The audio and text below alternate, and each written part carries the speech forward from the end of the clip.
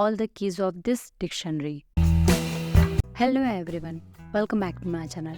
In previous video I had told you about how you can change items in dictionary and how you can rename a key.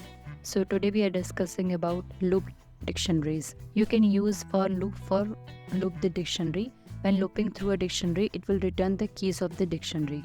Okay, so here is the example. So let's open your editor. I'm using here Visual Studio Code. So here is the dictionary numbers. Okay, and I'm writing here for and just write it here in dictionary name, which is numbers, and print these values. So I'm writing here print x. Okay, click on run. So here showing all the keys of this dictionary. You can use for loop the dictionary, and we can get all the keys with this for loop. Okay, so let's talk about with another example. I'm changing here values, all the key values of this dictionary. Okay, so again click on run. So here is showing all the keys of this dictionary, which is 1 digit 2.93 num, like this. Okay, you can get all the keys with for loop in dictionary. So next, to get all the values of the dictionary, you can just write dictionary name and in bracket their value. Okay, so let's check it in the editor. So I'm writing here print numbers dictionary name in big bracket